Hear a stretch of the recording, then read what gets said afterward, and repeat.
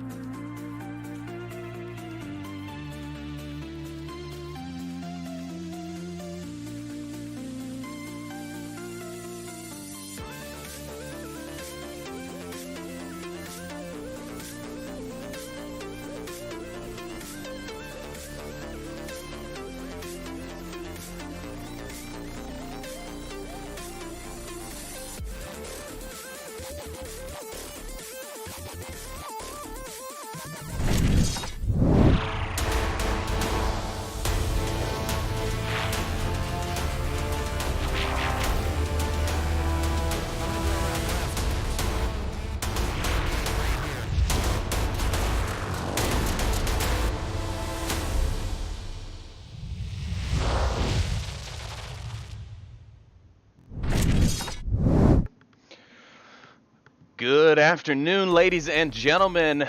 Welcome to the Onward VR Master League. I am your host for this afternoon's cast, Sleepy with 2 threes. Joining me today is my co-caster. He's going to be a newer addition to our casting team, and you can call him Trip or Triple or Triple Nipple, but we prefer to call him Trip or Triple on these casts, just to keep things family friendly. Say hello to the folks at home there, Trip. Hey everybody, this is Trip. Bear with me as this is my first time and I've never done any sort of production like this.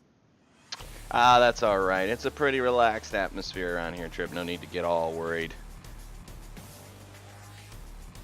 So right now we're just, it looks like lobby just went live. So we'll be joining that for now. In the meantime, though, we will go ahead and go over our pick bands here for this first matchup of the night. Of course, we do have another cast coming up right after this with myself and Buxton, and that's going to be Danglers and Blaze. Should be a good matchup as well, but we're focused on this one here in front of us.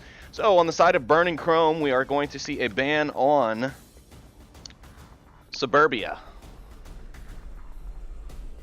So I'm not sure, maybe they've done the research, they know those Reavers are deadly gamers on that map, but anyways, they are banning Suburbia, and now it is the Reavers ban, and the Reavers are going to have banned Tanker.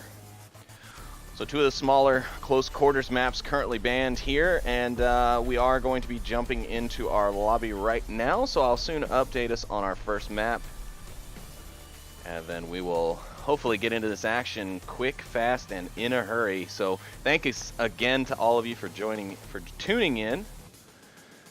Should be a good matchup here and a nice warm-up for everyone at home before that big matchup between Danglers and Blaze, that rematch from the end of Season 6 in those tournament matchups.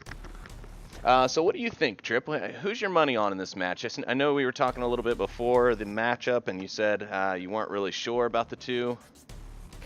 Well, I mean, I always like to put my money on the underdogs, so Reavers is my favorite choice here. They had a lot of technical difficulties last time we played, so hopefully they got all that sorted out this time. Yeah, let's hope so. Let's hope for not only our sake, but for the cast's sake and for the players' sake involved. Looks like we did need to rejoin the lobby. They did not set it up as a comp, so we're getting in there. Everything's getting together. Of course, Reavers being a brand new team, they're probably not as used to, having these matches cast and setting up these lobbies correctly for the competitive field and the spectating function. So we give them a bit of a break here, but yeah. So it looks like, and as soon as I load in this map, I will update our map pick, and it does look like map 1 is going to be Bazaar. So that will be something that we want to look at. Bazaar, a crazy good map. I love this map personally. I talk about that all the time when I'm doing that. But for those of you at home who maybe aren't as familiar with Bazaar, let's take a quick peek into what Bazaar has to offer.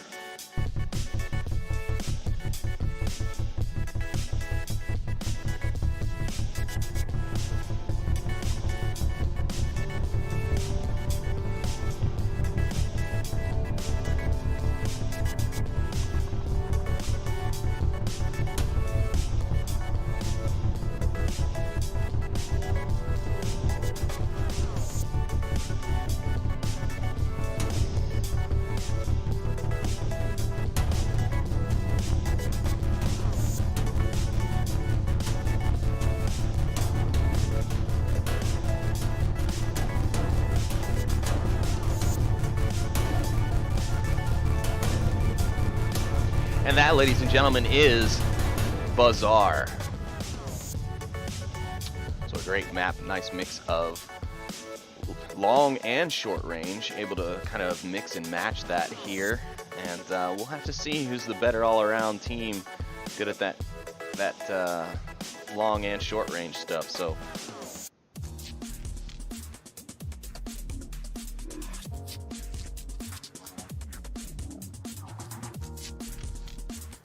it does appear we're waiting on members of both teams to join the lobby, so please bear with us, folks.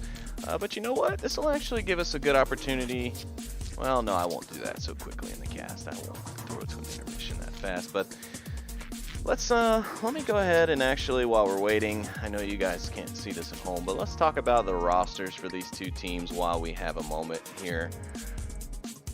Take a little gander over at the old Onward VR Master League website, where we can find all the information that we need and more about the teams, the players, the rules, and everything else. So we'll first start out with our home team tonight. It is the Reavers, and they are a risky team. They have 5 members, official members, on their Discord, so they have just enough to field their team. But you know what? They're still fighting it out, and they're still joining into the fun. So happy to hear it. Reavers are going to consist of Haunted Folly, their captain. Arachna Reaper 007 will be their co-captain. Daniel is your dad. Flying Potatoes and IJ Money round out the Reapers squad. And then if we take a look at their opponents, the away team in tonight's matchup, Burning Chrome, you'll have their team captain, Sled. And then their co-captain, Timmy Bits, I believe. I could be wrong. Or maybe it's Zevin. I can't remember anymore. But you have Sled, Timmy Bits, Triggered, White Storm, Zection 8, Zevin, Calrec, and Lonely Wolf 323. So a pretty decent lineup. I'm familiar with most of the Burning Chrome guys from back in my days on the Great Apes back in seasons 3 and 4. So I'm familiar with those guys. Definitely some new faces there. But overall, their roster remaining kind of constant here. So not too bad.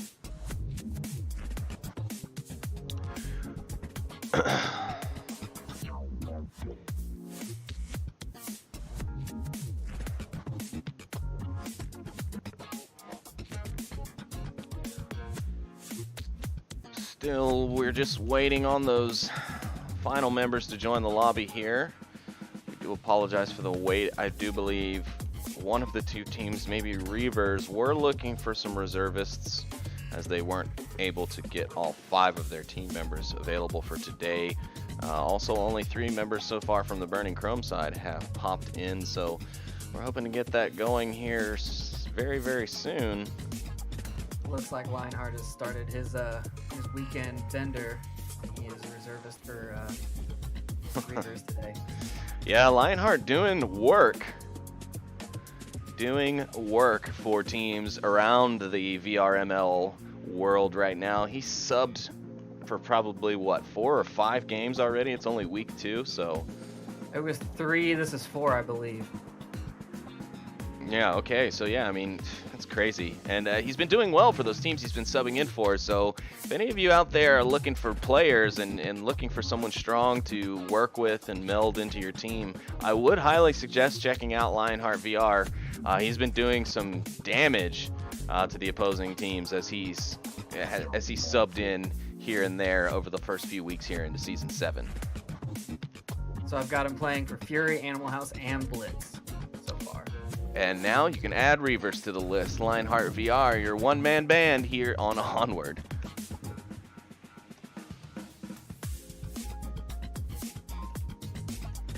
Of course, want to thank all of you out there for tuning in. How's it going, Tyler? See you hopping in there. Funkyo, Game Wizard, Ferris, aka Vivian, Krorzy. Thank you all for tuning in. We hope you guys enjoy this match.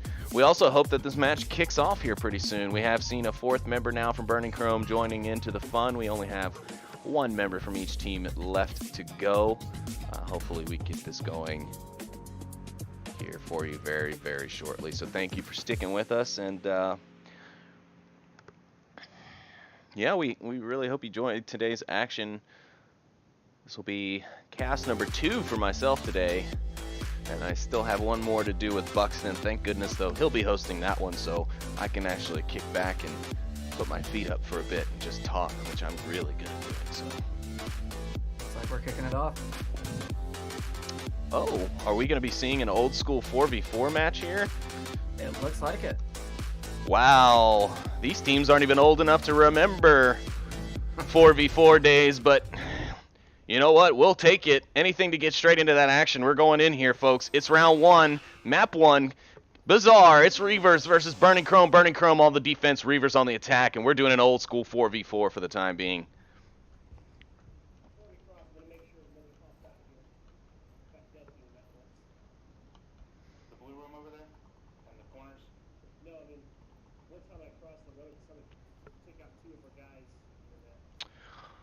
Reavers getting the southeast spawn. They've already made good use of their time. They've pushed well across the map onto the western side. You've got, was that Daniel? It looks like Daniel is your dad, yes, and Flying Potatoes.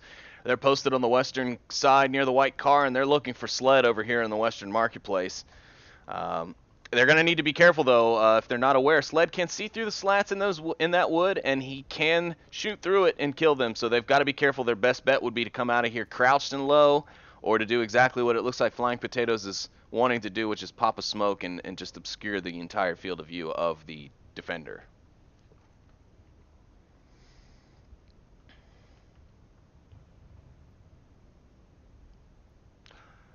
Looking at this overhead map, Trip, give me your thoughts on this defense. I mean, that's a pretty spread defense for a 4-man. It's a very spread defense, especially if they lose their guy in the mini bazaar area. Like, they can just come in. Everyone would have to come crashing back. They'd have to come across the street or down the back alleyway. So Sled's really their big guy right now. He's got to stop those two guys pushing on the east side or west side. Sorry. But Reavers hasn't pushed up very much at all. Lionheart and Haunted Folly were just discussing tactics over in the little building that they're in. I don't know if this is a map I would want to play with a 4-man team, honestly. Yeah, it's definitely one of the maps that could cause issues with that. Haunted Folly. Oh, they're crossing. Oh, what? He threw his gun in the road? I was overhearing something. I think he might have had some issues with his controller or something, and maybe it glitched out and threw his weapon in the road for him. Not really too sure what happened there, but yeah, he did call the Lionheart. He said, "Cover me! I've got to go get my gun out of the road," and that's exactly what he did. Street with no smokes. Luckily for them, there's nobody watching the street. That's true. Because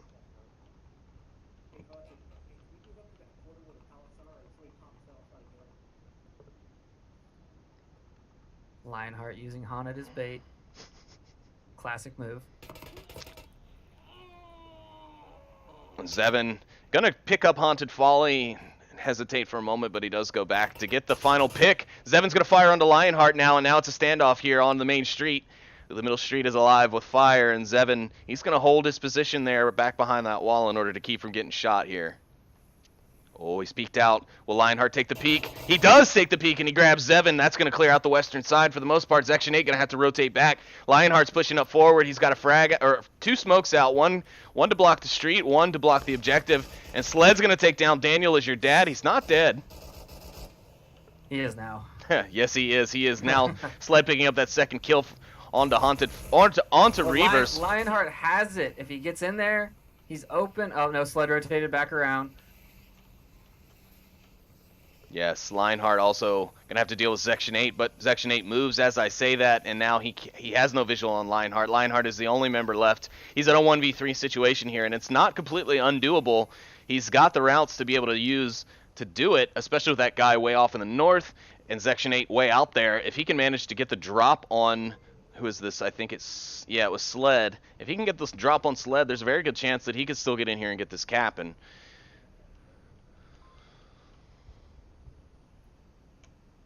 he's just got to be very quiet. I mean, and if he moves at all, he's going to be pinched between 2 guys. Yeah, you're absolutely right. He can hear him talking, though. You know he can.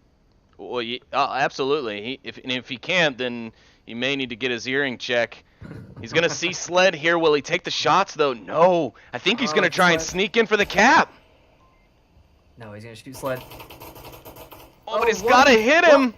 What happened? What happened? I have no idea. I think maybe the pallets might have took most of those bullets for him, but either way, that'll be round 1, and it's going to go the way of Burning Chrome as they take the first point here on map 1, beating out the Reavers in this 4v4 matchup.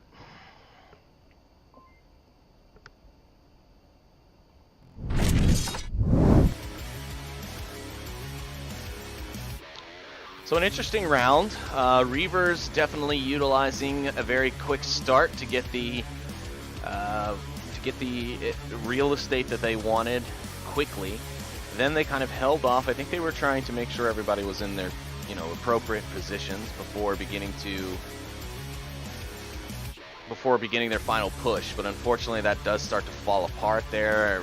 And Burning Chrome's defense, though a little bit avant-garde or a little off the wall, if you will, it definitely worked out.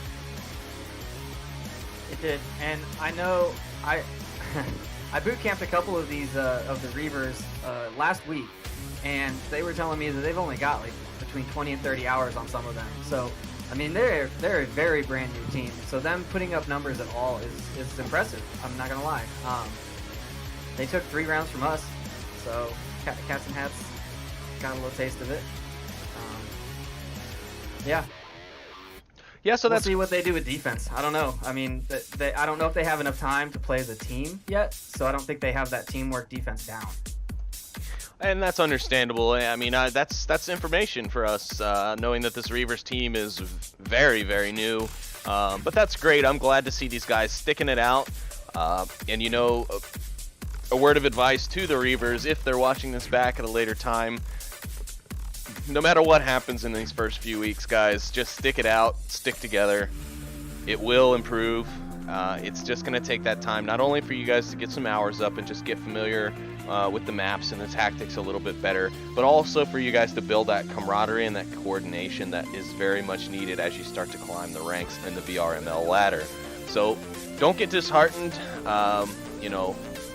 Burning Chrome, even though they don't rank very high on the rankings at this moment, they have been a team for a very long time. Section 8 and Zevin and Sled have been playing together for years now.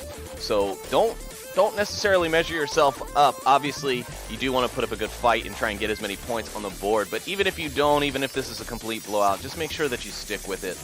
Because I do see, and I hate seeing it, but I do see a lot of newer teams that when they get those first few rounds under their belt and it's just kind of beating them down, that they will give up and a team will dissolve or members will leave because they don't like losing. But you just got to stick it out when you're newer.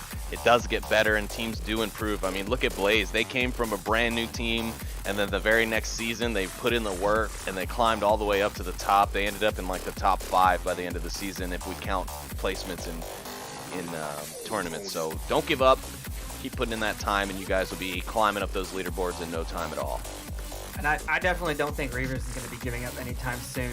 As soon as we had finished our match, they wanted a rematch. They actually wanted to continue to play after our 3 maps were done. So they have a lot of spirit between them. They didn't let the technical difficulties get them down. They didn't let the losses get them down. They were still really fun to play with. So I think they're going to go a good long ways. Well, that's good to hear, because, yeah, like I said, I hate seeing the new teams get discouraged because they get matched up in these first few weeks with any team. I mean, it's possible for them to get a matchup with just about anyone at this point until those MMR scores have been locked in at the start of the season, so just got to give it a break. And now we're into round number 2, map number 1. Burning Chrome going to get the same spawn that that Reavers did. I keep wanting to call the Reavers Haunted Folly because of their team captain. But yeah, so far so good. We'll see if Burning Chrome can manage to pluck out a Marsoc round here. Well, Burning Chrome is being a much more aggressive team than Reavers was on this push. We've already got Zevin in the Bazaar and Sled, both by the Kiat building, pushing up. The rest of their team looks like they're just holding on that west approach. Yeah, that's it. I mean, we're seeing a very similar structure to how Reavers attacked, with the only exceptional difference being that Zevin and Sled are more right on top of one another, kind of coordinating together. Whereas on the Reavers, I felt like we saw a little bit more dispersion in the north. I think the west was what was more locked down for them. Sled going to slide out here. He's just slid past Lionheart, who could have seen him through this window. And now he's going to take some shots, but Haunted Folly's going to find Sled. Zevin's going to trade with Flying Potatoes, but Flying Potatoes going to get the full kill with a nice headshot.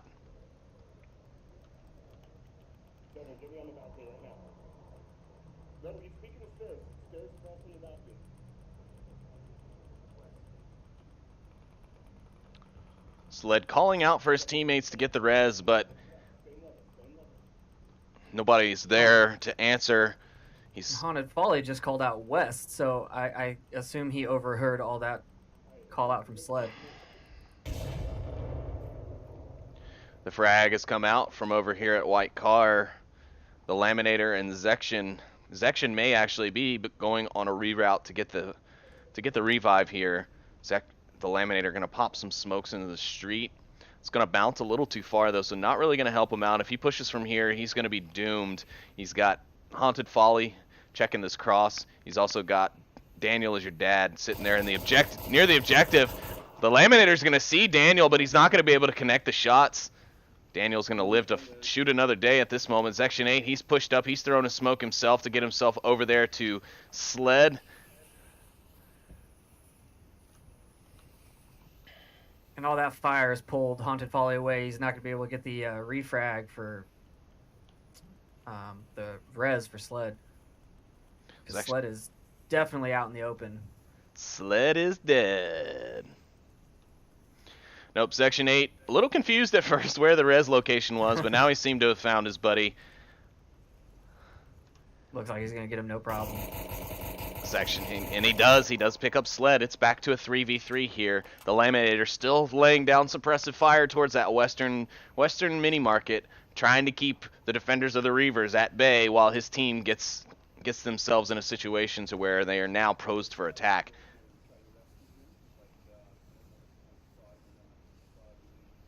Calling out defense commands from Haunted. Oh, but Lionheart goes down.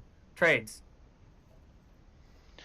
Yes, he does. And a full trade on both sides. Both members are dead. It's a 2v2. Haunted Folly. He's running aggressive. I think he hears Section 8. Ooh, that was a close grenade. He's making a lot of noise. He is. Haunted Folly. Section 8 only 5 feet from each other. Right on the other side of the wall. I mean, they could just reach out and touch someone. Section 8 gonna peek the corner. Will Haunted see it first? No, Section 8's gonna get the pick. It's a 2v1 now, and all Section 8 needs to do now is just push across the road. He can get in this building where you can see that down Volk player pull out the tablet and actually get a cap here. What will he do?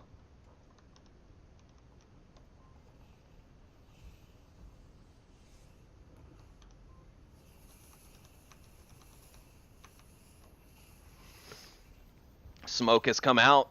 Daniel, as your dad, is sitting right on top of the objective. He does not want to give away this cap, and that's good. But Section 8, I'm not sure. Daniel's low play time may affect it here because Section 8 is going inside the building. He's got tablet out. Daniel's on his way in, but he's not. He's trying to be too quiet, and I think it's going to end up costing him. Section's got the tablet out. He's punching in the code. Will Daniel get there in time? No, he doesn't. Oh, he did. Oh, man. No, he does not. He does get the frag at the end, but unfortunately it is after Zection was able to get that cap. In Burning Chrome, we're going to go up 3-0 here on map number 1.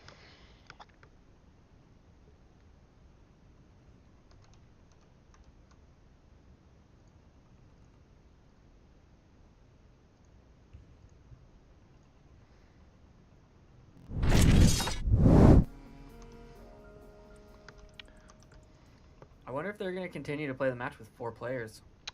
You know, I was just thinking of that myself. I was wondering the same thing. We have lost. DC from, yeah, one map. That's it. It looks like Sled maybe DC'd there. Not sure what's going on with that. Hopefully we'll see them back in the lobby here soon. Now, correct me if I'm wrong on the rules. You have to have 3 rostered players to play a match. Can you fill the other 2 spots with reservists, or can you only fill 1 spot with a reservist and you have a max of 4? No, you can fill the remaining 2 spots with reservists, but you must have a minimum of 3 rostered players, and by rostered meaning they are not on a cooldown either.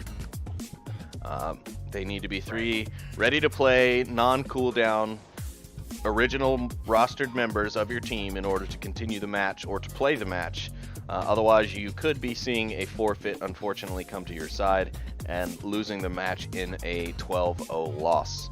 So definitely in your best interest. Most of these teams obviously will schedule to the best of their abilities to be able to get all of their players in, but as we know, real life things can come up and it does cause some issues sometimes. So it's a tough thing to have to swallow, but sometimes it just has to happen that way. You gotta play short, you gotta play 4v4, but 4v4 is acceptable so long as both teams have agreed. So we'll see. Hopefully these teams can get their 5th in. We do like to see these full lobbies, these full matchups, seeing both teams give it all that they have, but there's really nothing that we can do about it if they can't get the players on the field.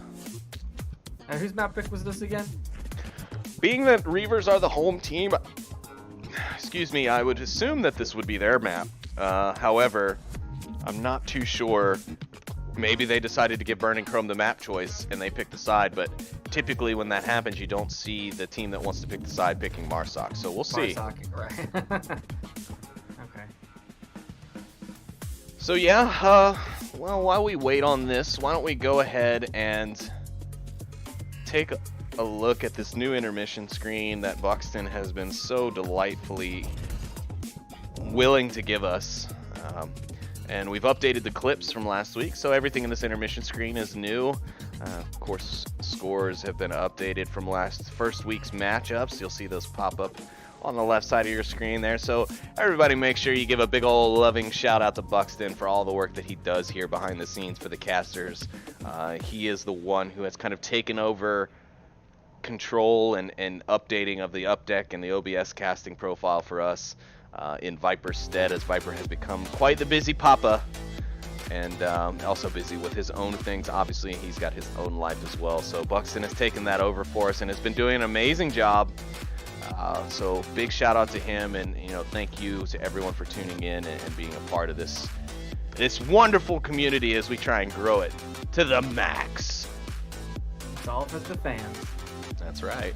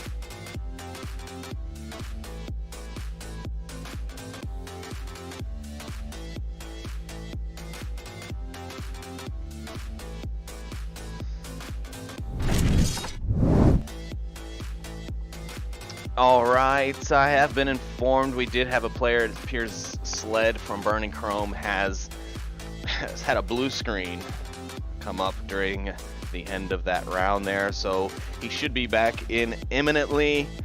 We did confirm that with the players down in the voice channel to make sure that everything was okay.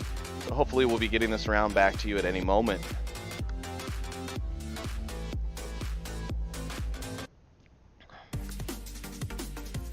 So while we have all this time on our hands, what do you think we're going to see for the next map pick? Let's see. Our bans were Suburbia and Tanker. I wouldn't be surprised to see a cargo, maybe from Burning Chrome. I'm feeling a cargo. I'd say that's a pretty safe bet, but we all know about taking guesses in Onward. It could just be dangerous.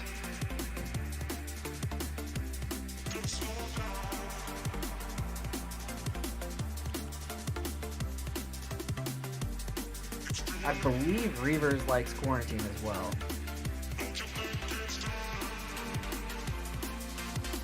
Well, that's good because I like Quarantine too. I love casting it. I like playing it. I really don't care. Not as much stuff to run into. Yeah, that's for sure. Definitely not as many obstacles for me to run that camera into, but yeah, I like that map, and we usually see some great plays come out from it.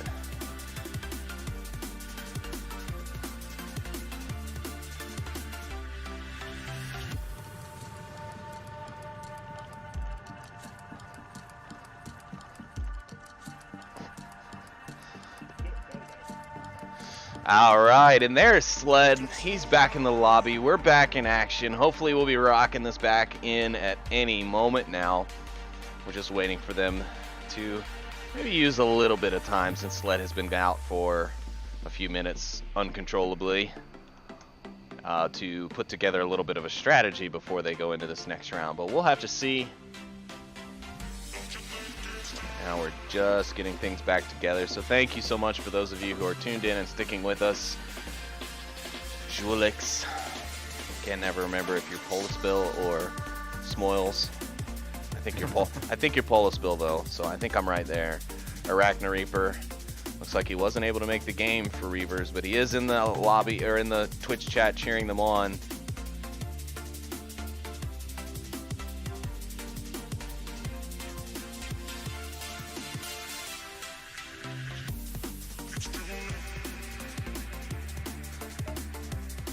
All right, that's the sound I've been waiting for. Here we go, folks. We're back in it now. It's going to be... Looks like we got the Kiat objective. That's right, Shrip. We do have the Kiat objective, and it looks like Burning Chrome, obviously, we know where they're going to spawn because it's right on top of the objective. Reavers, though, they're going to be down here in the southwest. They're trying to memorize that code. Good on them. I appreciate that kind of stuff. That's the kind of stuff you see teams like Danglers and others whose main objective is to just cap. And, you know, you'll see, you know, on some teams you'll see 1 or 2 people at the start of a round memorizing the code because those might be your designated cappers. Maybe they have that skill to memorize and type in those codes fast. But on certain teams, like you'll see the Danglers, you'll see every one of them with their tablet out at the start of the round. And all of them are memorizing the code because every single one of us all the time, our goal was to cap. And so, you know, it's if one can't get it, the rest of the 4 better be able to, you know? So it's better that all 4 know the code so that way, even if your weakest capper is in there, at least you have a shot at getting those 2 points. You know, I used to think I was pretty good at capping, but since I've started playing league matches, I remember the code until the first shots fly, and then it's just out the window. Yeah, I'd say that's probably the case for most. So that's why I think it's a good idea when you're moving, especially through cover. Haunted Folly with some nice hand signals there to slow his man down. Daniel is your dad, though, finding Zevon on the opposite side of the map, so a good pickup for them so far. Haunted Folly's going to move out here on the east. He's going to move past Little Aminator, who's going to not take the shot. Oh, he's going to see him now? Oh. Ooh, the shots come out from Laminator to find both Lionheart and Haunted Folly. Lionheart's down now, the last remaining member. He's going to probably be able to call out, but only if the Laminator doesn't finish him off, which looks like maybe he might do that. Yeah, there we go. He was that close, he should have just used his knife. Knifed him.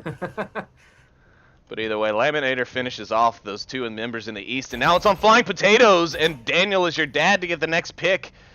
And Sled finds Flying Potatoes rather simply. Daniel now backing off. He's like, I ain't about that. Nope, and nope. Big old bag of nopes there. He's trying to find the angle, but Sled is just not going to be visible to him at this point. And Sled's going to go back to tucking back into his position. Burning Chrome looking good here to be able to take the first map 4-0 against Reavers. Yeah, that's a pretty hard defense to take, 1 man against 3 in the Kiat. I mean, you could do it because you can sneak in and you can cap from all those different angles. I mean, it's this most capable objective, but I don't know if he can get past any of them. Yeah, we will have to see. He knows the shots from Sled came from this direction, but I don't think he knows exactly where Sled is. I'm not sure if he's as familiar with his defensive position here. He's going to have to slow down, though, because Sled is going to be hearing these shots, but he's going to corner this. The barrel's going to come out. Oh, no.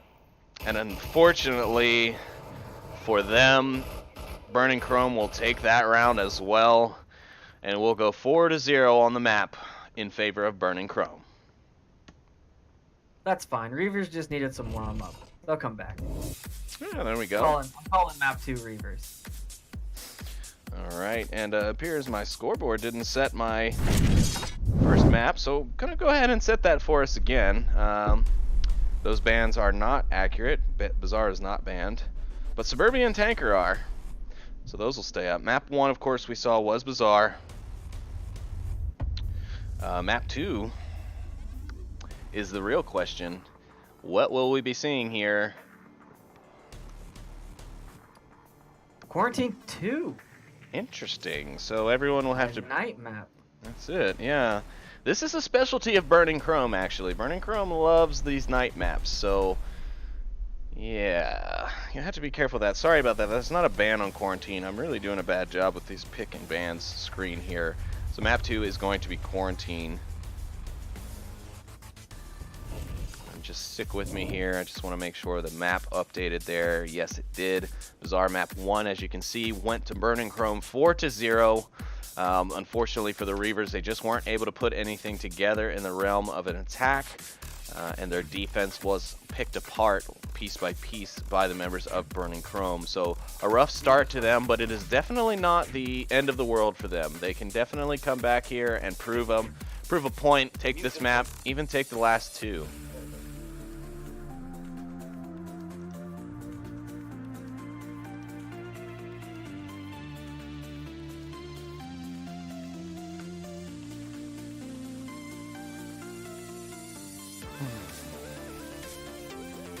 Looks like we're still doing a 4v4, so that throws off a lot of the the normal plans that teams have. When you're down a man. Yeah, it is. It's definitely gonna throw off planning. 4 members is not the same as 5. You can't do the same. You can't do a 2-2-1 split. You can't do a 4-1 split. You're stuck in a 2-2 split or a 3-1 split, and I'm not sure that that's quite as effective. But then again, you're playing a team that's also only got 4 members, so it's not impossible, I should say, to really get that. But it's something that... I would say the benefit of playing this night map is that you don't really need that last person hanging back because they can't see as far with that night vision. So a 2-2 split's not as bad as if you were in a daytime map, in my opinion. No, yeah. I'm also brand new, so you know. Well, sometimes the new players can bring insight to the older players that they might not have thought of, or it's been a while since they've considered, so it's definitely not something to discount someone for being... I'm thoroughly looking forward to just crazy spots from all these new rookie teams, mine included.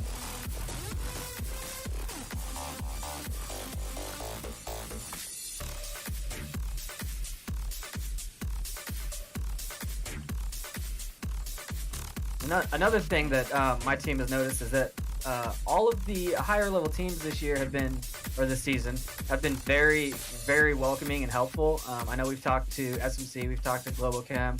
My team's actually scrimming with Global Chem later tonight, and they've all been very helpful about, we'll practice with you. We'll let you know what you're doing wrong. We'll give you some advice, which I think is great, especially in building the league and building new teams up. You don't want a new team to go in and get stomped and leave, like you said earlier.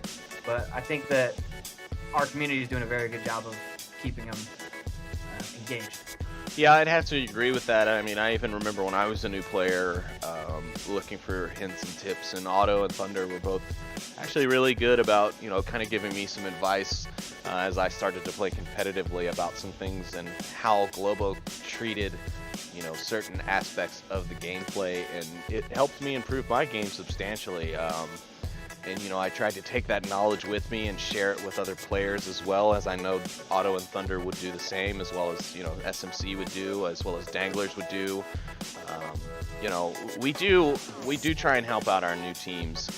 We don't want to see teams struggling to get their footing in the league and end up disbanding like we talked about earlier, or losing their players because they just can't seem to get those wins that they're really desperate to get, especially as they're earlier on. But yeah, I have to agree, and that is something that I think it's another reason why I love this community even more.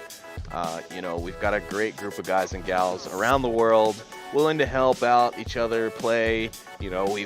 We lost a member of our community last year. The devs did a great little tribute piece that's still in game. Our community came together and helped to put together a wonderful Christmas for this guy's family, his widowed wife or fiance, and their young son. So the community was able to come together and help put together a wonderful Christmas for that family and bring a smile to their face. And those are the kind of things that really, really helps me want to just push myself in things like these casts and doing these 3 and 4 casts in a row, or casting for 6 hours straight on the weekends when we have these tournaments and things. It's for people like that. I mean, you guys do so much for each other in this community that, especially now that I'm no longer able to play on a team, I feel like I can be able to give back to you guys and do what I can to give you my part in this community, which is to share these matches with you so that you have your entertainment and Onward fix on the weekends. Definitely an Onward fix. I've been binge watching all day. But here we go. We heard that round countdown going. It's round 1, map 2. Burning Chrome versus Reavers, and you know what? I'm going to put my money on Burning Chrome for this map, and I hate to do that to your Reavers, and it's nothing against you at all. It's just I know Burning Chrome, and I know they love these night maps, so they are going to be trying to take advantage of this to know tomorrow, and we're going to have to see how that works. Hopefully the Reavers can control that and at least put a couple of points up on the board here, because it is tough to get 4-0'd or even 5-0'd on these maps, but we'll have to see as we break into round 1 here. Well, Reavers' defense is very, very spread out right now. There's no one on the objective, for one. Who is that in the middle of the street? Lionheart taking up a position in that rubble in the center street that I've never seen. Maybe I guess he thinks that it's easier to hide there with the night vision, you know, harder to see him. No, I actually think he's seen this position on the SMC game where Edna Jordan, Landon Jordan's wife, or vice versa, Landon Edna's husband, used that spot against Mob Squad, and I don't think a lot of people had considered that spot, but it is, I mean, if you're a smaller person like myself or Edna or, you know, some of us other shorties out there, that spot could be pretty deadly. I know Nobody can be as short as Edna. It's just not possible. Well, maybe. But either way, we love her still, and Lionheart going to try and utilize that position. Meanwhile, on the other side, we've got Sled and Flying Potatoes. Those guys are just meeting up constantly in this matchup, and that's another trade. Each going down, fully dead. 2 members of Burning Chrome sneaking up here on Lionheart. Is Lionheart going to be able to get the double?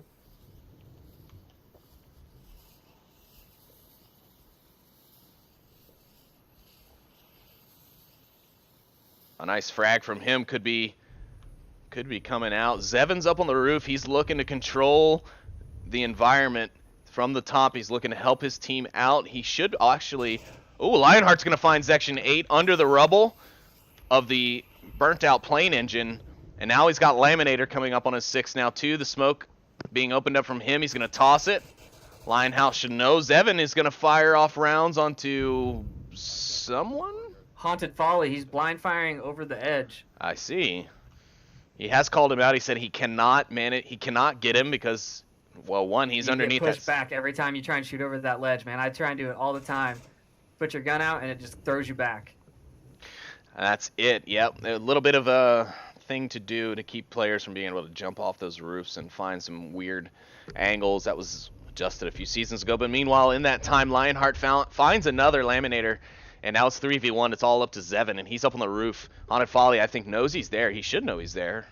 But Zevin's going to need to find some time here and get away. Daniel is your dad is coming back from the gas station. I think he figured out that there was no one over there anymore. I don't know if I haven't been hearing call-outs on kills, so I don't know if they know how many are still up. Yeah, I'm not sure. Those calls, those confirmations of kills are important, especially now because we've got Zevin. He's right here on top of the objective, and if Daniel doesn't get an eye on it, but he does! Oh. Daniel saves the cap, and Reavers take a point here on map number 2. That's exactly what we need, and Reavers just proving me wrong here. They're taking the first point on the map. Here it comes. Here comes the comeback. I hope so. I'd love to see it, and I know the folks at home sure as heck would as well. But I'm glad to see the Reavers coming alive here on map number 2. Maybe Bazaar, even though it was their pick, isn't their strongest map, you know? Some teams will pick maps that they like, but they aren't that great at in a league match so that they can get the utmost practice, even if it is a little harmful to their MMR chances by doing it in a match. Sometimes you just can't get the same experience as playing a match than when you're in a match, you know? I mean, even scrims, as much as you want to play like it's a real match, a lot of times in the back of your head, you still know, like, hey, this is scrimmage. It doesn't mean anything. What's the matter? But, you know, the players who do treat every game like a championship game, if you will, those are going to be the ones that you see improving. So maybe that was what Reavers were trying to do. Maybe they're trying to get a challenge onto Bazaar and try and push themselves to improve on a map that they might otherwise not be, you know, so great at necessarily. Yeah, and some teams are all about that MMR, don't want to accept challenges because it could possibly hurt them, all that fun stuff. But you don't get the experience without playing challenges. I mean, if you're only playing your one match a week, how many is that? 7, 8 matches this season? What's that? Not that many, right? If you only play your matches and no challenges. How long is the season? I can answer that question actually. Let's see here. I know Trayden did the math the other day, and I think he said it was like 34 if you did all your challenges. So I guess it would be half that. So 18. So we have 18 matches. 16 matches? Ah, I'm terrible at math, guys.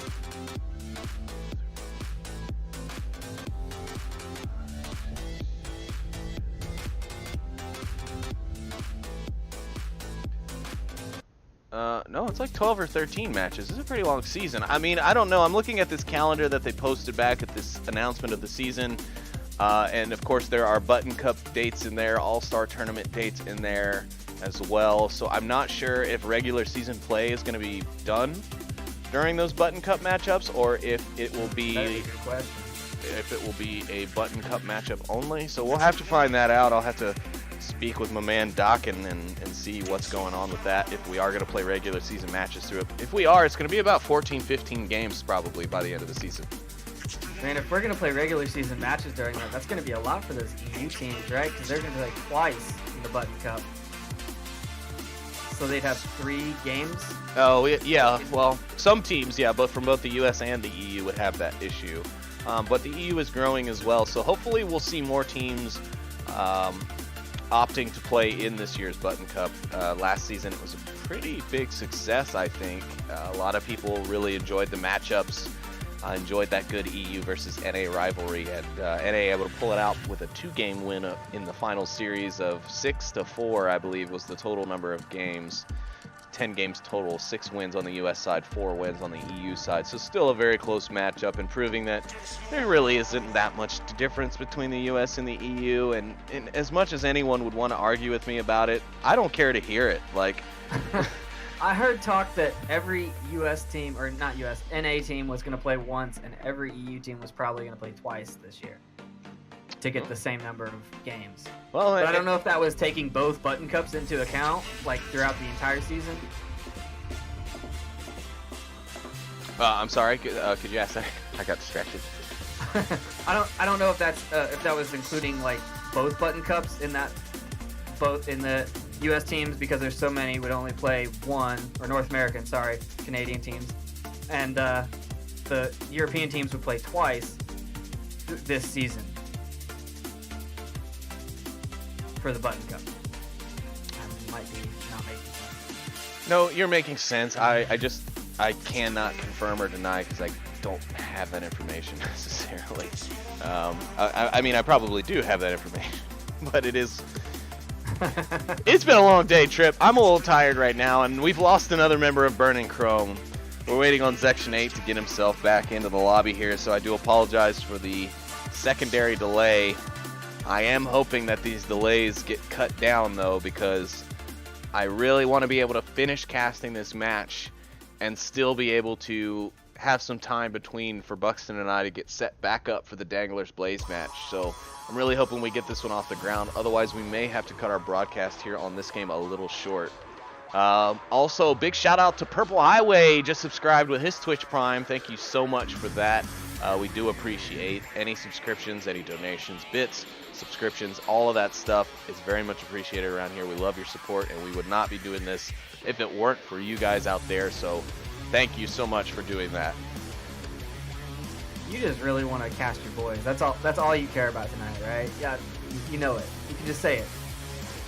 No, I really want to cast it because it's going to be a barn burner. I mean, I don't know if you watched the Blaze versus Danglers match in the semifinals. Yeah, that was amazing. So, I mean, if you take that action and like ramp it up to 1,000 because it's a rematch, I mean, just imagine what's going to happen.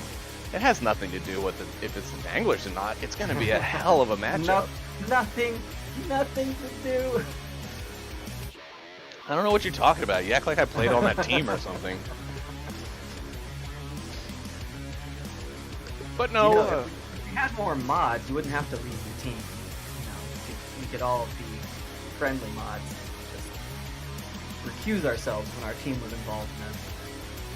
Yeah, but it's just better. It's just better overall for when decisions are being made that nobody has any sort of allegiance to anyone in particular, and they try and stay as objective. I always get those two confused. But what about the bribes? The bribes. Those are fake, Trip. I thought I clarified this yesterday. The bribes, bribes are fake. Oh, and it appears Reavers have obtained their 5th player. Arachna Reaper looks like he's online now. Yeah, he's in lobby now. So now probably watching that Twitch stream driving home. You're not supposed to do that, Arachna Reaper.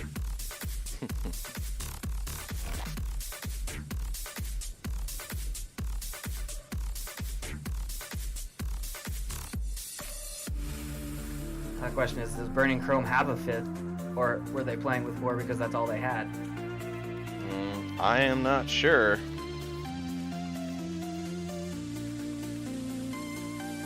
I've not heard anything, but you know what? We're going to just go ahead and cut back to an intermission again while we wait. I'm going to see if I can't find out what's going on here with the teams. Thank you folks for sticking around with us, and we will be back to you in just a few minutes. So stay tuned.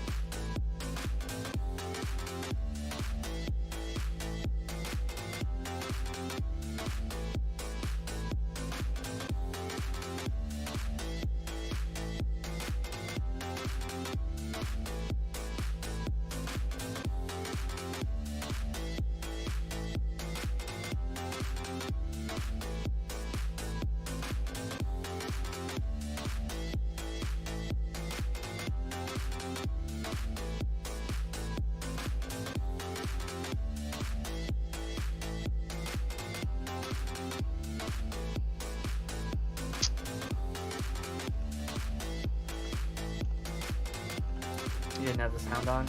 Nope. I forgot to unmute us as we came back from that last break, so I do apologize to everyone out there. That was my best round. Wait, us or the game? Both. Man. You're actually you're actually tied into the desktop audio, so when I mute the game it mutes you too, but don't worry, they didn't hear me either, so womp womp, exactly. But either way, Burning Chrome gonna take the round. We did capture the action, so at least they can watch, and we didn't leave the overlay up where they have to just listen to us.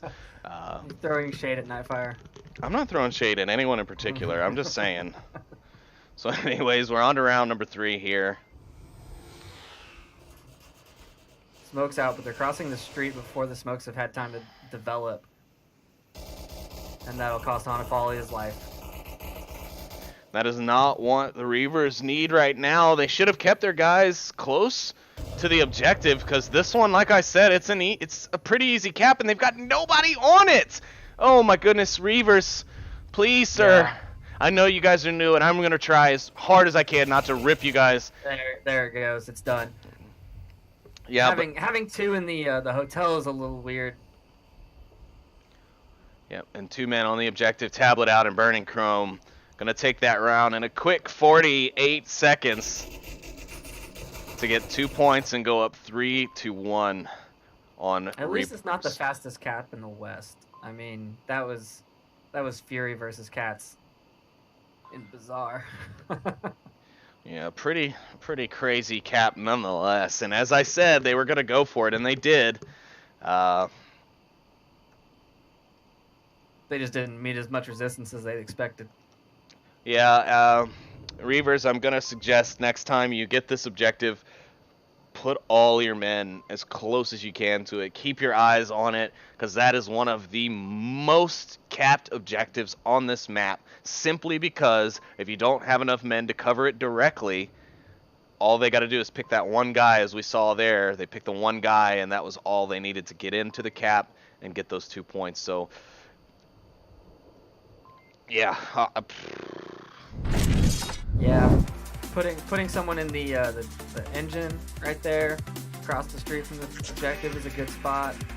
Having a couple people in the tank courtyard is a good spot. Just close enough that if someone goes down, you're there.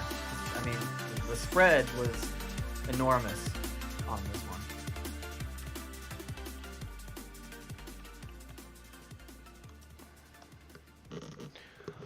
It is. I'm glad to see Reapers getting their point, and I'm hoping to see them get another one here. Again, they do have that man advantage, so hopefully they can utilize that in this next round and get themselves a second point, or else we could be seeing Burning Chrome here taking the series on map 2 and then going to the third one for funsies and points. I mean, yes, but then, you know, Reavers has that weight off their shoulders, and all they're trying to do is keep that MMR up. Sometimes that's better. It is, and on the contrast, sometimes when you've lost that series, you play that map with absolutely no regard for your own life or your team or the points that you're after, because you get defeated, you get deflated, and you just kind of start throwing yourselves at the enemy's gunfire, and you know, obviously that doesn't end up working out well usually at all. I've only seen a few people who have gotten mad and went on rampages. I being one of them. That was back in Danglers versus SMC. We were having a pretty rough game and some stuff going on behind the scenes, and I was getting upset. And it was just, and I should have taken myself out of the game, honestly, at that point, because I was way too emotional to be making clear decisions. But I did end up going, I think it was like something like 11 or 13-4 against SMC on that map. So it definitely brought out my rage mode, but not something I would recommend doing. If you feel like your emotions are getting the better of you, take yourself out of the game. If you've got some extra players, bring someone else in, because that clear head is what you're going to need in order to do I've well. definitely told that to my guys as well. If you're getting down on yourself, just step out. We've got other players. You're no good to us if you're no good to yourself. Exactly. That's a good line. I do think that is accurate as well. Zevin going to put himself right on top of the objective. The Reavers have already given away their spawn with their early shots, but it is good. They're going to try and keep those guys off the South Street, and that's a good thing. Lionheart just running up the street past the cockpit. Well, luckily for him, there's no one really with an angle to be able to see that. He may be taken out here very soon, though. Or he could try and go for the cap here on the objective. No, he's going to tuck in the corner. He finds Zevin. This is the cap right here. Lionheart's got the tablet out. It's a flash. He can't see. Oh, and they... Oh, Lionheart's grenade, or Daniel is your dad's grenade, downs Lionheart, and the cap has been stopped. Sled's rushing in, but Daniel is your dad makes up for his team kill and picks up the final kill of the map. And he's going to grab another point for Reavers as they go into this game point, 3-2. Wow. I could not keep up with that. Whew, it takes some time, especially when things pop off like they did in that round, let me tell you. But you'll get used to it. Definitely nothing to worry about. Just I thought that Lionheart got shot in the butt through the wall. I did too at first, until I saw that it came from his team, and I saw that the grenade had... What grenade? No, there was a grenade. A grenade did come over from the side of Reavers, and I think that one was thrown by Daniel as your dad. Because I didn't hear any shots that corresponded with him dying. I only heard the grenade going off, so...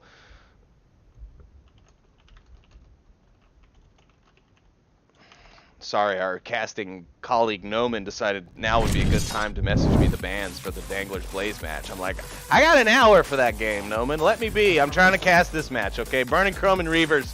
Reavers are bringing it back, damn it. They're putting up a fight here on Q2, as we like to shorthand it.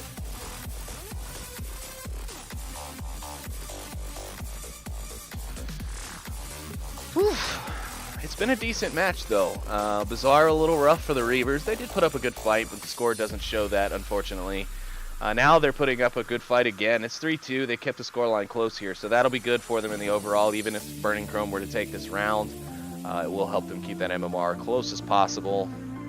And then we still have a third map. We do play that third map even though the series is best of 3. We play the third map for the points. The points will determine how much MMR is gained or lost from each team. So that is always important to remember. We do play all 3 here on the Onward Master League, and we are going to be seeing a gas station objective now. We'll be heading back into the action right away. Yeah, let's see how Reavers, oh, wait, nope. Yeah, Reavers. Reavers is on defense. That's how this works. They gotta know about being able to cap around the side of the building. They did call out that if you're the last man standing, you run to the objective. They don't want to get capped on again. As they shouldn't, and let me make a quick correction to the folks at home. I miscounted the rounds as the cap threw me off a bit. This is round 4, not round 5, as I mentioned earlier. And Reavers on the defense. If they lose this defensive round, that's it. The series is over and will go to Burning Chrome. But they do have a good chance. This gas station objective, not the easiest one, probably the most difficult one, other than this one here where we see Section 8. I call him Zach Fontaine. That's the wrong team. But yeah, close up here to this north roof courtyard is also one of the more difficult ones. But this gas station objective can be a B. Yeah, that semi-truck north objective is my least favorite. Section 8 has made good ground here. He's at the middle burning building. He's looking for the guy in the center stairs. He knows someone's in there, or at least he's got a hunch. He knows as a seasoned player, though, that's for sure, that someone is bound to be in there, as it is a good defensive position with a nice elevation that they can use to see out long sight lines. So he is looking for that now.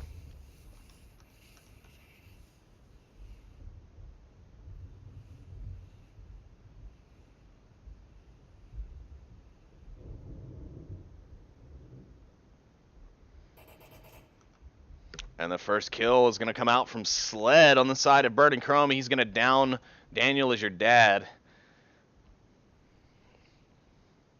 And that'll be a good start for them as they make their push here into the gas station. Sled on that western push there with the other members of Burning Chrome. Haunted Folly just around the corner from Sled. Let's take a look. Lionheart is going for that res. Is he? He just ran off the objective, across the opening, and he's going for it. Meanwhile, Haunted Folly, as we said, was going to pick off Sled, as Sled was not watching for Haunted Folly's position. That's a Lionheart. good position for this one. It is, yeah, absolutely. I will definitely hand it to him there. That is a good position. And that also will allow Lionheart to get that res on Daniel. So now it's a 3v4 here, and Burning Chrome is 5. Yes, 3v5.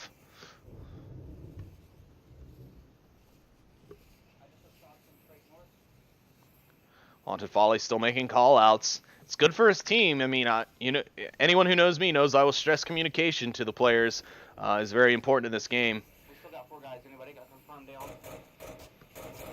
Ooh, and Arachno Reaper is going to find Section 8 in the center. The members of Burning Chrome going to hear that engagement, try and post some suppressive fire. Haunted Folly's going to get a little reckless here as he peeks the corner. He's going to take some suppressive shots and relocate, but now they know where he is. Laminator should have been able. Anxious. Yeah, this is another thing. This is another sign of a newer team that we see quite often. Laminator there finding Arachno Reaper as he pushes out to try and surround the offense. Another thing that we see on the side of newer teams and newer players is that anxiousness that you were just talking about, Trip. They don't like. It's hard for newer teams to have that patience to sit still in their positions and just hunker down. You know, they get antsy, they want to move around, they want to push up, they want to flank. But in reality, they just need to sit where they are and watch their angles, especially if they have the objective well covered. It's Laminator and Haunted Folly. Now Laminator's going to see the barrel come through from Haunted Folly and find the pick. And now he's made his way down into this ditch. This is actually a pretty decent location for him. He's got flying potatoes coming up from behind him, but that shouldn't make a difference. If he can clear Daniel here from this gas station quick enough, he can get out of line of sight from them and then still be able to come through and find Lionheart. But it's not going to matter. Daniel, as your dad, is going to find him, and Reavers are going to win, and they're going to tie up this map.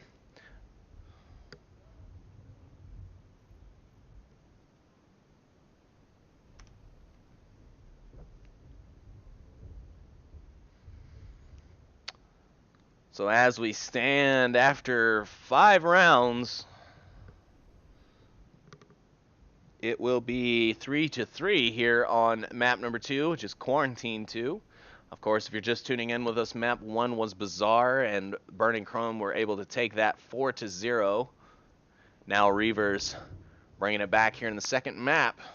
It's all tied up now. Burning Chrome on the defense. This is really what they need. I mean, a defensive win is typically kind of a, you know, a cakewalk, quote unquote. But we'll have to see. Especially, I think this is a very defensible position, even with 4 guys.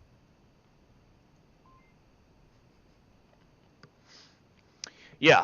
Oh, absolutely. This objective can be defended with 1 guy, realistically. I mean, just don't peek. I mean, that is the ultimate defensive strategy. Just don't peek. I mean, you know they've got to come to you. Why risk your neck in trying to put yourself out there when you aren't 100% sure you can get there? I'm not saying don't ever get aggressive on defense, but you got to know when you can and when you can't. And for Burning Chrome right here, will losing this round in this map make a difference? No, not necessarily. They can still take the series on the last map. Same for Reavers. But I think, you know, it's in their best interest to close this out now in order to stop having to, you know, take that pressure off of them for map 3, and then they can just play for the points. But, you know, Reavers, that 5-man advantage is kind of starting to show its head here. Yeah, just win by overwhelming firepower. Accuracy by volume. Yeah, accuracy by volume.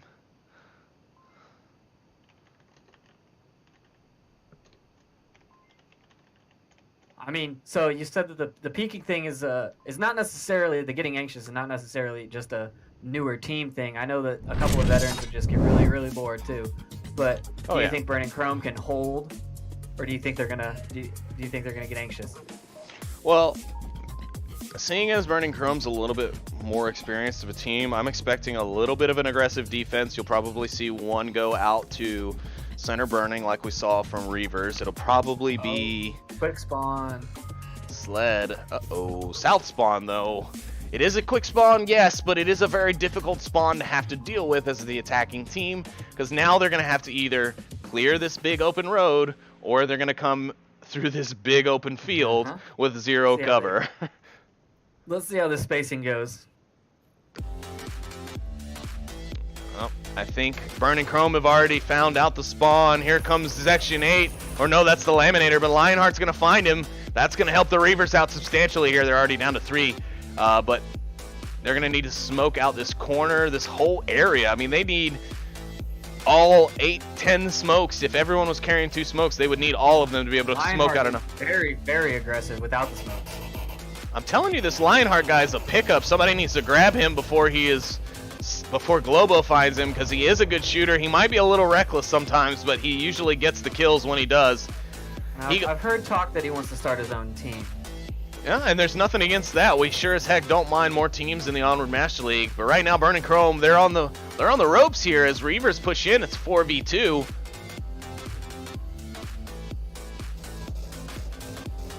All it takes is one of these guys to get into that garage. That was a nice nade from Sled there. That's going to find flying potatoes here any second.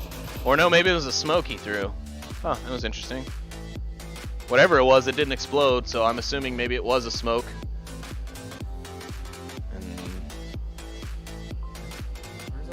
Other Reaper. Oh, there he is.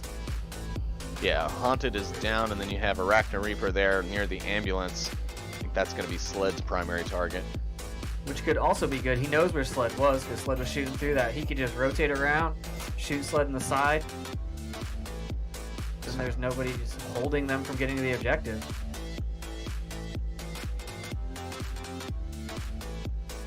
Arachna Reaper's looking for the pick, but I'm not even sure he could see Sled if he was to see it. Right there, right there. Oh, he does. Got it. Yeah, with a nice headshot as well. Section 8's all by himself now. 3 minutes, 55 seconds on the clock. He's moved out from the garage. He's behind the rock now. Probably a smart decision because now he can watch not only the corner to his right, but also the corner on his left where those oil tanks are, that broken piece of fuselage. Oh my goodness. This is really going to boil down to how much team coordination the Reavers have. You can't shoot 2 guys at once. It's not possible. Well, I won't tell you that I left the overlay on because I did, and it's a rough one. Well, we're gonna get through it. It's 3-3. It's 3 minutes, 13 seconds left. Burning Chrome down to their last man, Section 8. And Reavers just taking their sweet time here as they get prepped for their attack. They know they have plenty of time, so there's nothing to be concerned about on the time for them right now. Both of their members are well within range of the objective.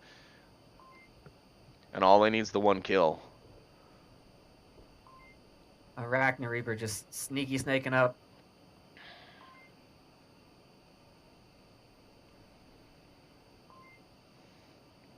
Yes, he is, but I'm almost certain that Reavers have now utilized almost all of their utility. Smokes, flashes, grenades, all of that. I don't know that they're going to have much to be able to cover themselves as they push, so they better hope for a good, clean, quick kill onto Section 8. They want to push this objective because Section is going to be looking like a madman. Well, and you also got to remember that they're probably short utility. Oh, Daniel has 2 smokes on him still. But they're probably short utility because they have to take points for night vision. That's true as well. Depends on... It takes one point, so that's 1 grenade away. Here comes the shots. And they got him. Reavers take the map. Yes, I do. So map number 2 goes to Reavers, and we're going to go to 3 for the series. So stay tuned while we figure out what that next map is. We'll take a look over at the overall scoreboard, though, while we wait. And we'll see that it is a 4-7 game. The maps are tied, though, so still anybody's game. Burning Chrome, though, is up by 3 points as they were able to wipe them on Bazaar 4-0.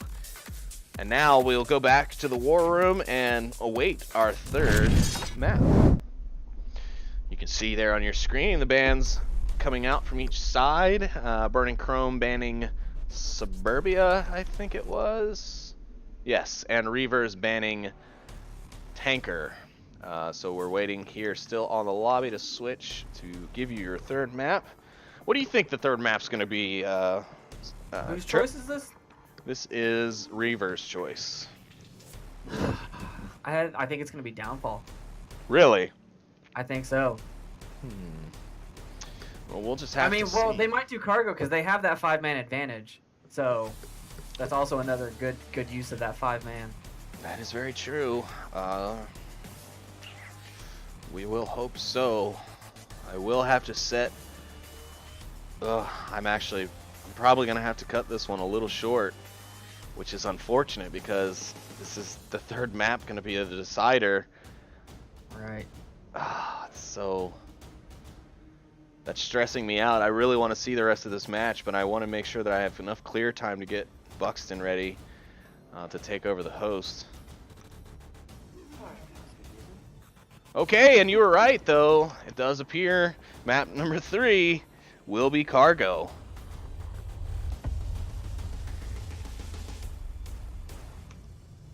At least I think. I'm not seeing any players joining. Yes, it is.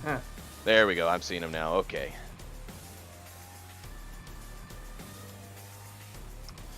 All right.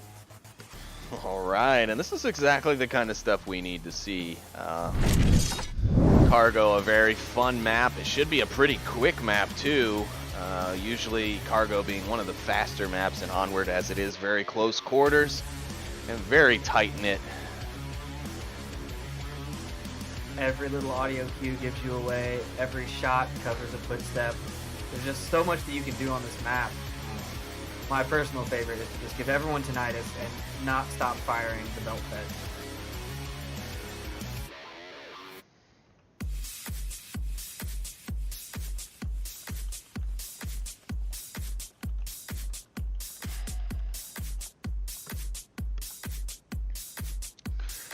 So let's hear your thoughts in the chat. Please let us know who you think is going to come out on top in this round. Now, we do have to consider Reavers with that 5-man advantage, as we've mentioned, but Burning Chrome being the seasoned team, can they pull it out? Let us know in the chat what you guys think. We would definitely love to hear your concerns or your thoughts on that. And now I'm going to ask you again, Trip. Who do you think is going to take the series? Will Reavers pull it out? I know you like to root for your underdog. Or do you think Burning Chrome is going to be able to utilize their seasoned abilities to take down this new Reavers squad? Oh, I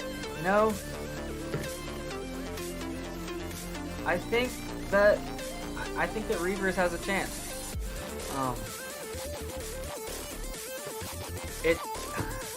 I think that they have more of the natural talent leaning on their side on this one, with Lionheart and with a couple of their guys. They're all really good.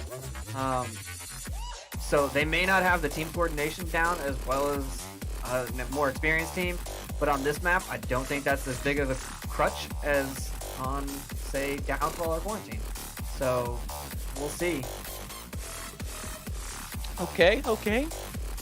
I also don't think they had a warm-up before this, which is something that I highly recommend for all these new teams, is to get in, get your warm-up scrim, something happening these 30 minutes before, so that when you come in, you're not getting smoked because, your controllers are off or something. You got to work out all these bugs ahead of time. Yeah, absolutely. You should always definitely log in and at least fix any tech issues you might be having. Try and get those fixed prior to match start. You got to get those stretches in. I mean, there's all kinds of things,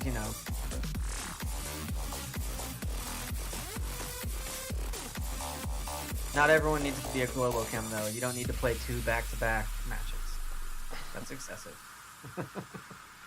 SMC will do it too. I know when we went up against them last year on the Danglers, they played SMC scrimmed Globo for like an hour and a half, 2 hours before our match, and then they came in and they were on fire. So it's definitely, if you can handle it, and that's something I will say, if things continue and we keep getting these wonderful opportunities to do these LAN events and so on with Oculus and ESL, then it's definitely something you're going to want to work on. You need to work on your endurance, because Those days at those ESL events are long, let me tell you, and they can definitely wear you out. If you have to play your way out of the losers bracket like SMC did in the first event and like Danglers had to do in the second event, it is not an easy way to end the day. That last match where you're fighting for your shot to survive or to win, you're tired. I mean, just tired.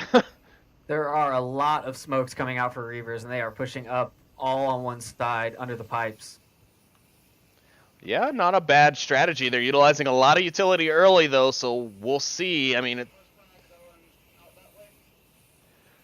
Comes a random frag. It might take the entire team out. Nope, it didn't make it all the way. It could have. It could have killed all 5. You're exactly right. Spacing worked out.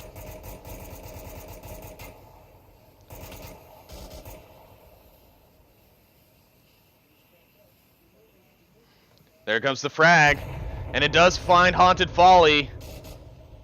But Daniel is going to get out there. He's going to get out real quick, and he's going to get Haunted Folly up. But Sled's going to push up. If Sled pushes up and just starts unloading, no, he's going to take that little yellow room. Nope, nope. Oh. Ooh, wrecked. You know what he thought was happening there. I don't know, but Laminator's still going to have a chance to get at least a couple. Oh, he's saved by the dual layer of the metal fencing. Lionheart's going to push in on Laminator and get the kill there. Reavers looking good here on round 1, here on Cargo. Zevin's going to find another. Lightheart going to return the favor on Zevin, and now it's a 3v1 for the cap. The objective wide. Going to go for the cap? Maybe so. The smokes are coming out, but it's not going to really cover him very well unless he's just going to push straight past up this side, and that's exactly what they're doing. 3-man push up the east. Yep, and they've already pushed right by Section 8. Section 8's going to not have any idea. Now he's able to free and clear. He's running right for the objective. Lionheart's already got tablet out. We're going to be seeing a cap here. He needs to stay to the right, or else Section 8. Right, yeah. Oh, man. Oh. And he gets it. Reavers go up 2 on the final map. Wow. That was not what I expected. I expected an all-out shootout, but alrighty. And Lionheart pulling his weight again as the reservist for this team. Reavers go up 2-0 on Burning Chrome here on map number 3. You know, maybe Lionheart's objective this season is to play for every team. Maybe so. I mean, I don't know. It's a very good possibility, but that guy has definitely made his way around. He said he's done. Who did you say that he has played for? Fury, Animal House. Fury, Animal House, and Blitz. Yes. And then now Reavers. So 4 teams already in just 2 weeks of regular season play here in Onward Master League. So he's making his way around, that's for sure. But he's doing a good job at providing those teams with some assistance when they're down a player. So bravo to him. Bravo to all of our reservists who step in and do the job when they're called upon. And he has, I mean, I'm assuming Danglers versus Blaze, they're going to have full rosters on both sides. But he's still got Mob Squad versus Space Force tonight that he could pick up, or Animal House and Fury he could play for either side this time. So he's still got matches he can play tonight as well. Yes, very true. We've got hopefully about 10 seconds left until we get into our next round. I'm getting excited. Reavers have made it the comeback of the century right here so far. They were 4-0'd on the first map. Then they take the map Burning Chrome picked. Oh, man. And now they're up 2 on their own map with a cap. I mean, we don't hear what they say in the tent, but maybe, you know, they talked it out. They got that. They're a pretty lighthearted group. So, I mean, maybe they just, you know, they're just being themselves. That's what it's all about. Play your play style. Absolutely. Play to your strengths, play to your team's strengths, and you'll find yourself coming out on top more often than not. And I think also, you know, sure, do I think maybe the man advantage that they have right now is helping them tilt the scales? Of course, but, you know, we try not to talk about that stuff because in Onward anything can happen. We've seen some amazing. It would have tilted really hard if that grenade had killed all 5 of them. So that's very true. I did not think they were going to win that round at all because only one well-placed grenade could have taken out the entire team, and that's just something you cannot risk. Not on a small map like this where you can throw a grenade basically anywhere.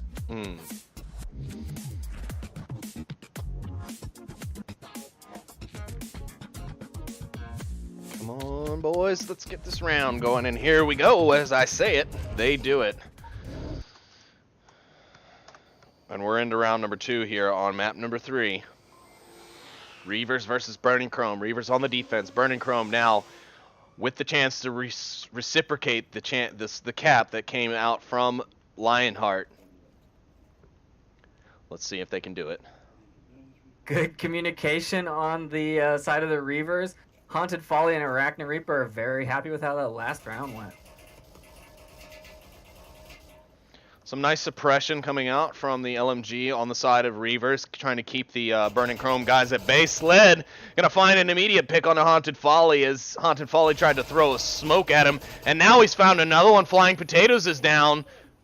Their coverage is melting, and that is not looking good as Sled is on a warpath. He's ready and willing to get in there and get that cap. And here comes the grenade parade. A lot of grenades. Oh man. Flash, frag, flash. Smokes on objective. Section 8 is inside the building. He should be able to cap here. Will Arachne Reaper go inside? No. Section 8's free and clear. He's got tabbed out. He's in the corner of the building. Lionheart runs in and he saves the cap. Lionheart. Across the map. Oh my god. But he doesn't see it. Sled is standing right in the open in the middle of a smoke. He's got his tablet out. But Arachne Reaper saves it. Wow. Zevin Save after save. Zevin, meanwhile, takes down Lionheart. It's now a 2v1. Zevin all by himself. He's got Daniel Daniel is your dad and Arachne Reaper. If Zevin can take Arachne Reaper here, he can get himself in there and get the cap. But he's in a tough position, and hopefully, I think Zevin might have gotten himself stuck in this spot. He did.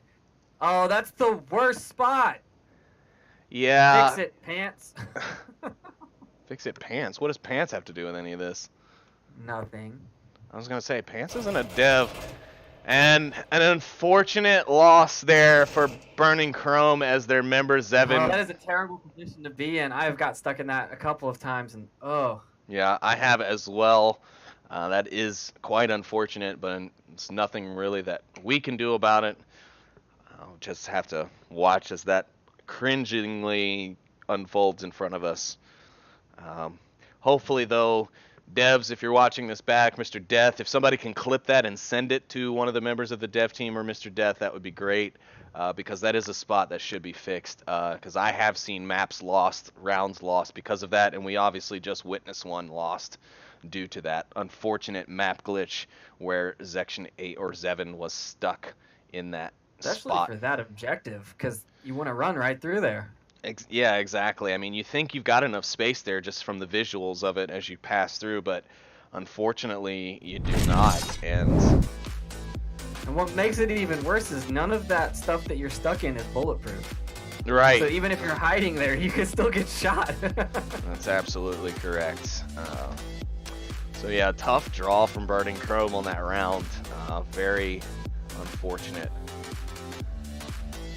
But c'est la vie. Sometimes, unfortunately, that is the way the chips fall, the cookie crumbles, and so on. But